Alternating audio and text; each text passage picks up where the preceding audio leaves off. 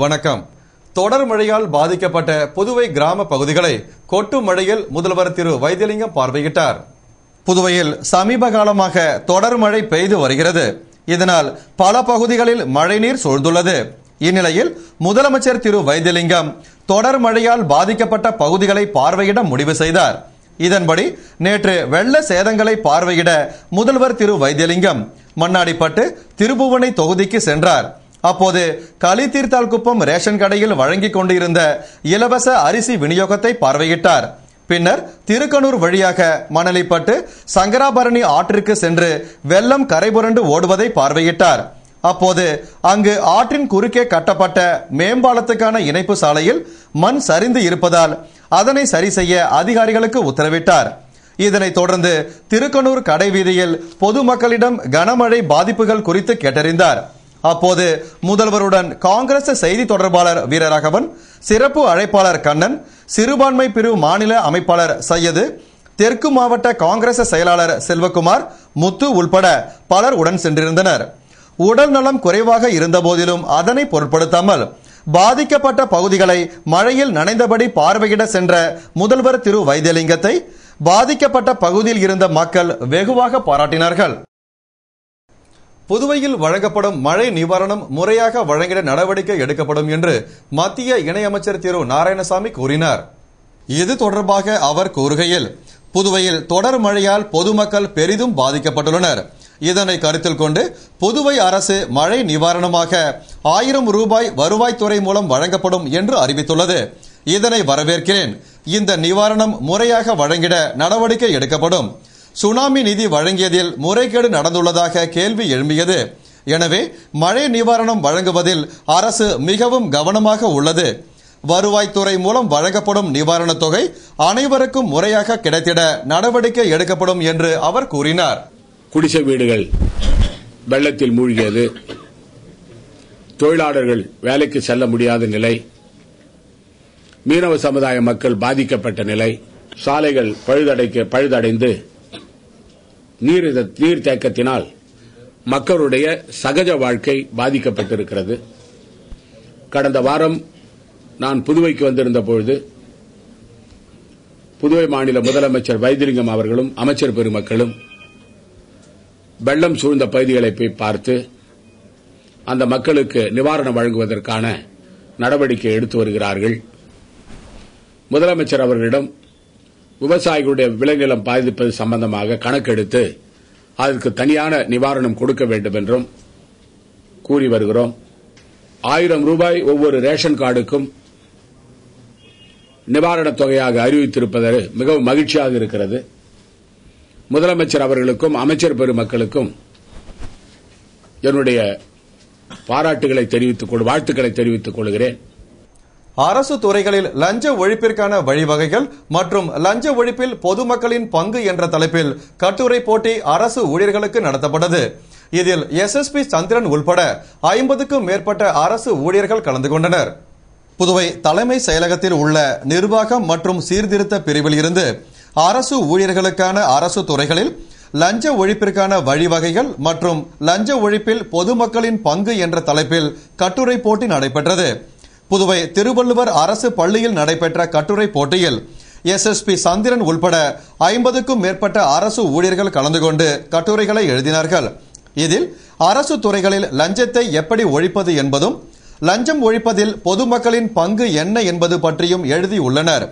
இதேபோல காரைக்கால், மாஹே, ஏனாம் ஆகிய பிராந்தியங்களிலும் இக்கட்டுரை போட்டிகள் நடைபெற்றன.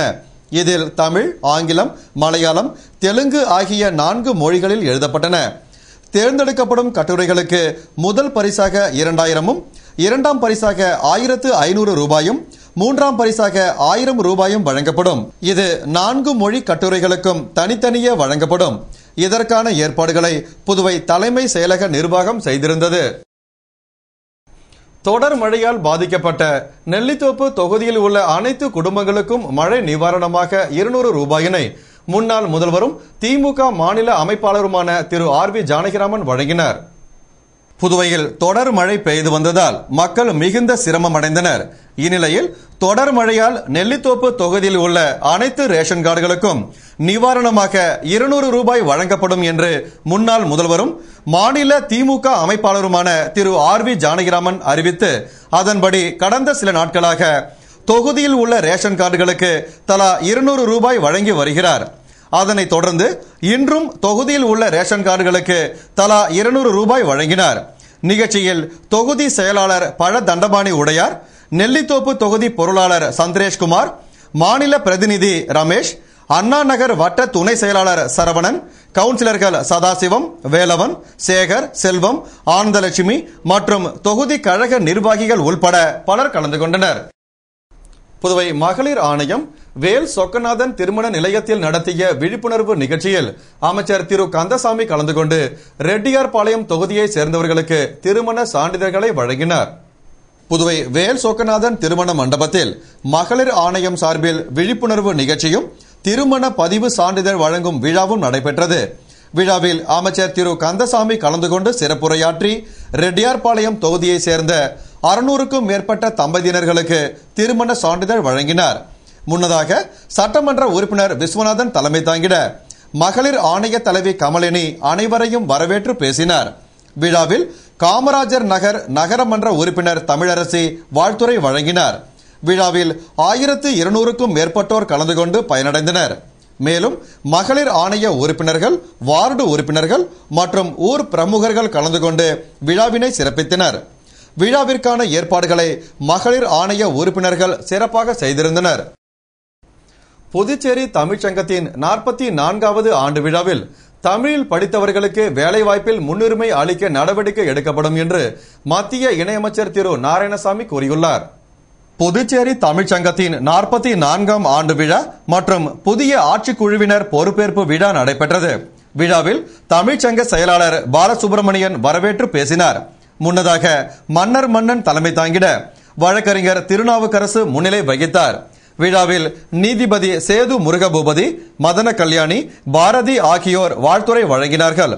சிறப்பு விருந்தினராக கலந்து கொண்ட முதலமைச்சர் திரு வைத்தியலிங்கம் பேசுகையில் தமிழறிஞர்களின் கோரிக்கைகள் நிறைவேற்றி தரப்படும் என்று கூறினார். இதனைத் தொடர்ந்து மத்திய இணையமைச்சர் திரு நாராயணசாமி பேசுகையில் மொழி ஆர்வம் கொண்டவர்கள் தன்னம்பிக்கையுடன் செயல்பட்டால் எந்த துறையிலும் முன்னுக்கு வரலாம்.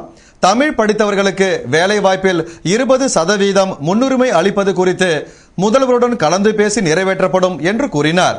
நிகழ்ச்சியில் புதுச்சேரி தமிழ்ச்சங்கத்தின் தலைவராக முத்து, துணைத் தலைவர்களாக அப்துல் மஜீத், ஜனார்த்தனன், செயலாளராக பாலசுப்ரமணியன், துணை செயலாளராக வைத்தி கஸ்தூரி, பொருளாளராக கலியபெருமாள், ஆட்சிக்குழு உறுப்பினர்களாக கனகராசு, ஈபேர், சொக்கலிங்கம், கவி பூஞ்சோலை, ஆதவன் ஆகியோர் பொறுப்பேற்றுக் கொண்டனர்.